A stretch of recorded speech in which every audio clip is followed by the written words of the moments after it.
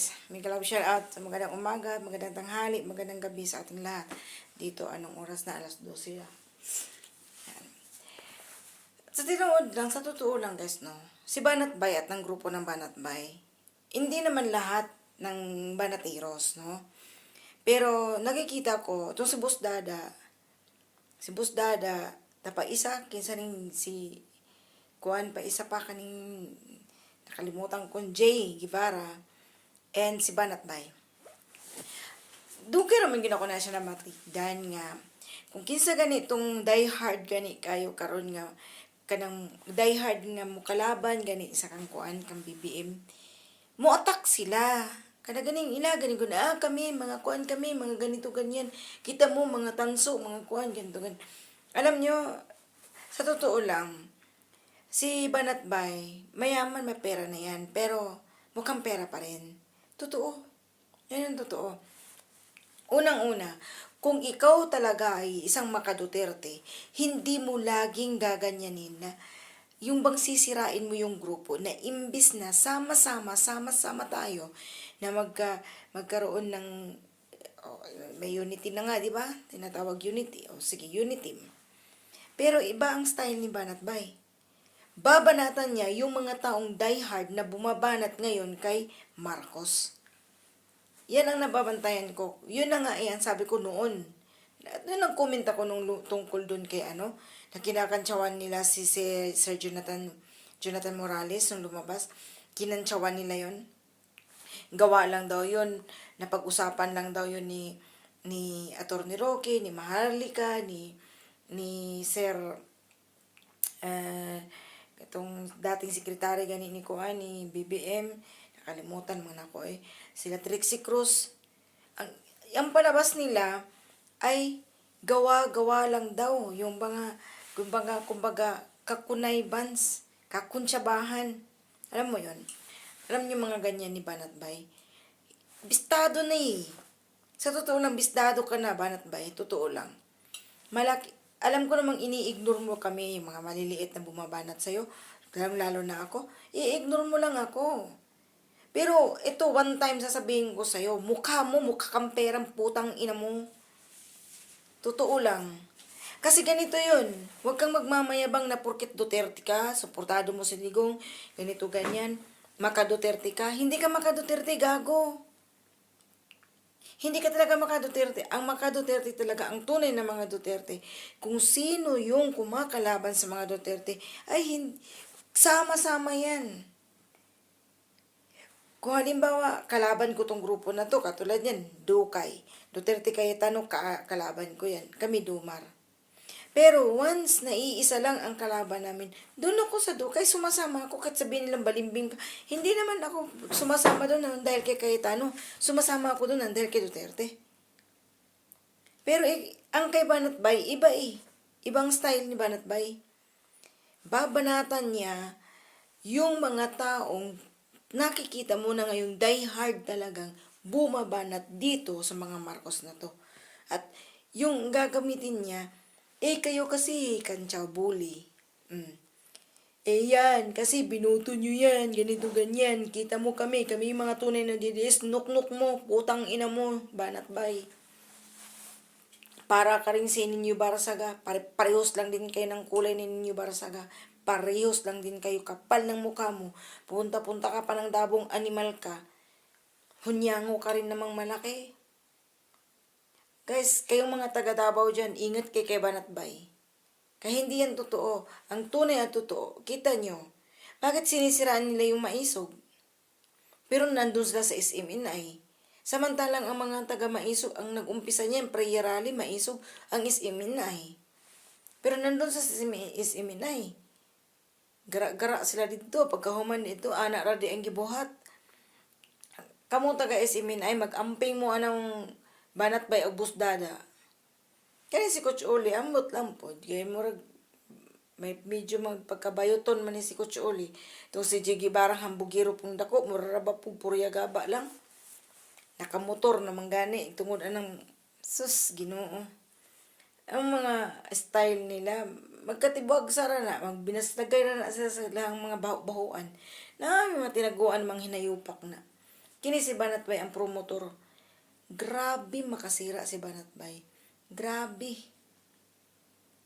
Kamu mga taga-Banatiros, istoryahan nyo na si Banatbay. Kung gusto nyo, na ayaw nyo talaga sa administrasyon ni Bangag, magtulungan, magtinabangay, dili kay, imbis nga katong, kanang gibuhat karon ni Maharlika, gibuhat ni ni Miss Cathy, gibuhat sa kanang kuan, nila si Atty. Glenchong, Atty. Rocky, Atty. Trixie, manggani na ning alaman, na manggani si sa Srugandog tsaka si Joey nang dahil dyan kay Banatbay.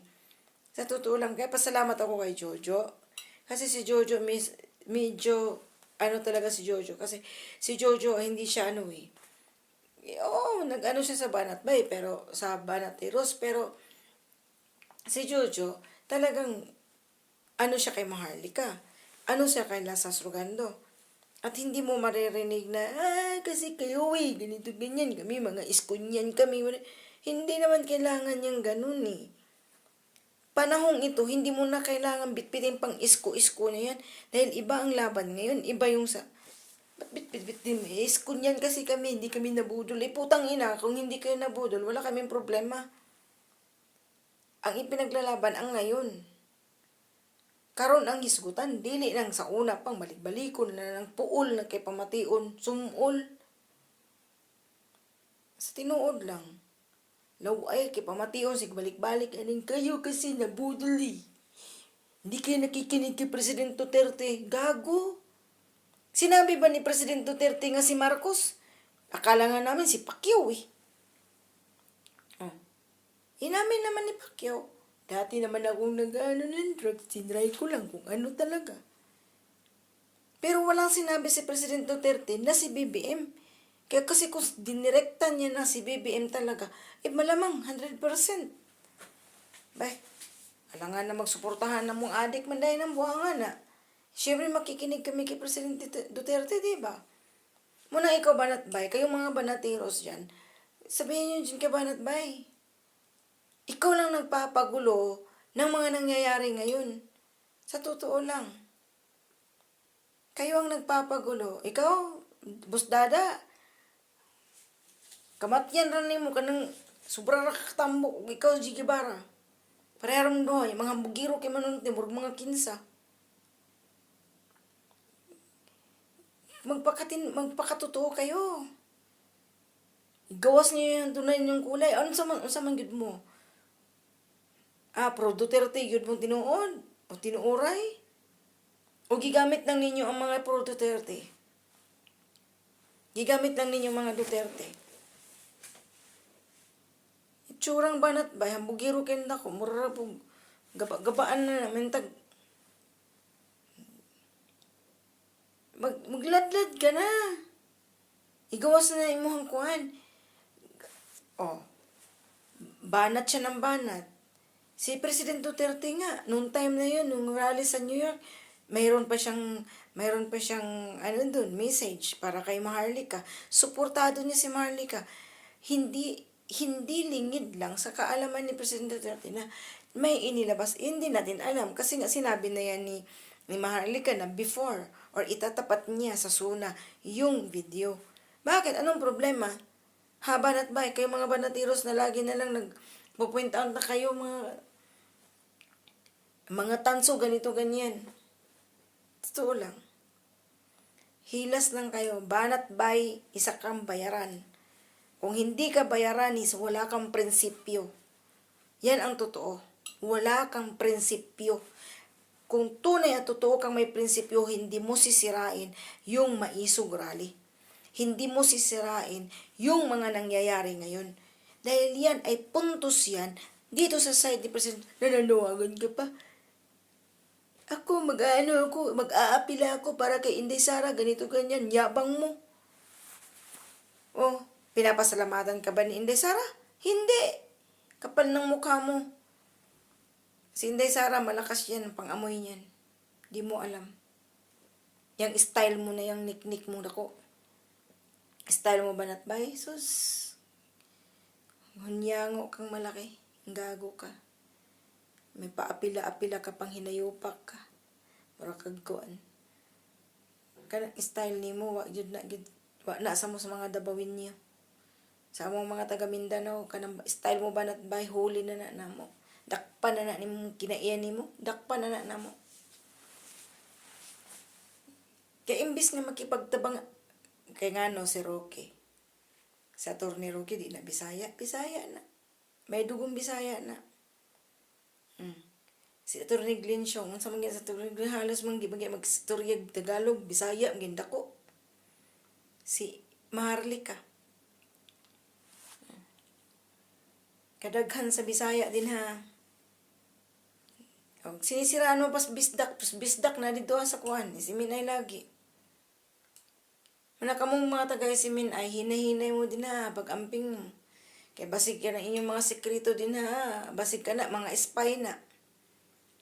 Amping mo nga wag gyud mag-leak din ha, agyud nga kanang kuwan. Kaya nganong nagkapundo-pundo ng mga hayop din ha. Basig ka kukud na sa 10 million. Ayaw jud ninyo igawas ang mga sekreto kung unsa may mga sekreto sa Minay, especially kay attorney kay Pastor Kibuloy. Wag na wag kayong mag-disclose ng kung ano mga sekreto diyan sa Minay. Hindi sa KOJ. Mga bisdak ang magtinabangay. Kanang mga Tagalog nga na dinaa, naganana dinaa. Ayaw mo pagkuan ana kay wa ta kay balo.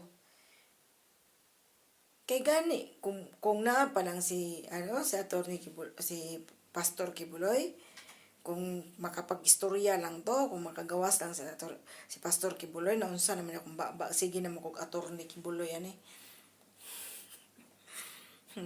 Sige na ligog attorney. Pag mugawas, kung halimbawa lang makasulti si Pastor Kibuloy ani mga ato nga time atong suna ug karon sus ba ato dire-diretso na tanan ng mga katong video katong nahitabo karon kay Kati Banag kay Kati Binay kay Kati Binag na siya i-complain compliments may komplimento siya kung halimbawa free siya karon. Muna ikaw, banat bay, sus, baga ra kay kagnaong, mura kag kinsa, ang banatan pa nimo mga Bisaya pa, sus. Kami gani, grabe na mong pagkuhan, na alam sa mga gibuhat, inyo pang ingnon nga si Sir Jonathan Morales, kuan, kanang mall, dami, may traidor, mga ugok, galit daw kay Presidente. Anong galit kay Presidente? Ganyan lang talaga magsalita si Sir Jonathan Morales. Pinakikinggan ko kung mga sinasabi niya, trigger yun. Sabi niya na itigil na yan kung tutuusin, direkta na kung ano dapat yung planong gawin na ikakalaglag at ikakatimbog dyan sa mag-asawa na yan. Tapos babanatan nyo. Kita nyo kung sino yung bumabanat. Ito lang guys Ito lang bantayan nyo. Yung bumanat talagang tunay at totoong bumabanat talaga na inaraw-araw talaga. Daily yan Parang yan. Parang lunch, breakfast, lunch, and dinner. Yang ginagawa nila ni Maharlika ng grupo. Doon. Sa mag-asawang bangag. Yun na lang. Si PDEA agent, si Sir Jonathan Morales. Anong problema dun? Para sa bansa yung ipinaglalaban. Binanatan nun, araw-araw. Pamahaw, panood to panihapon. Pero kayo, gagalit kayo. Binabanatan nyo ngayon, yung mga taong bumanat ng bumanat, na pamahaw, panood to panihapon, anang mga animal. Manang kamuda sa Davao, pag amping mo kay basig unyag abot sa panahon. Kaning banat bay, og si Bus Dada, og si Jay Guevara, basig maora na yung mall din na. Ayaw dyan mo pag-disclose, og sa inyong mga sekreto da sa Minay, sa KOJ. Ayaw dyan mo pag-disclose anang mga hinayupak dagko, kay wata kay baluan ng mga style anang mga hinayupak na.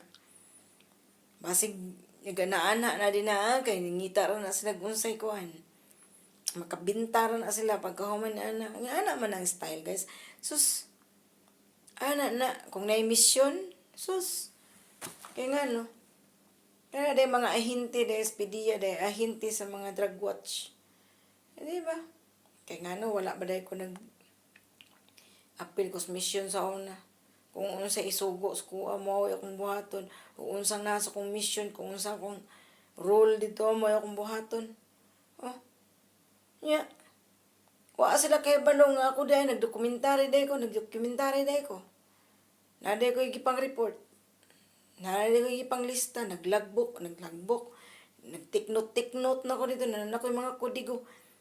Wa lang mo kay balo. Unta, talasan nyo diha, kamong taga Davao, kamong taga KOJ, kamong taga SMNI, talasan nyo, lakasan nyo yung loob nyo. O kita nyo ha? Nung lumapag hindi naman naglandfall si Karina eh. Nag-swing lang. Nung nag-swing si Karina, merong baha, asan ang mga tulong ng mga yan? Utot, blue. Kita mo? Grabe. Muna nga ayaw mo pagkuhan. Amping mo din na ayaw dyan ninyo i-divulge, i-disclose ng mga kung unsay mga secret. Ayaw mo pag-divulge kung unsay mga confidential din na sa KOJ o sa SMNI. Amping mo ng mga hunyango ang naadihaan na patik-atik lang. Muna ka matuoran kay ang mga Bisaya gyud nagkahiusa. Kasi si Atty. Rodriguez ba na? Kana si Atty. Vic.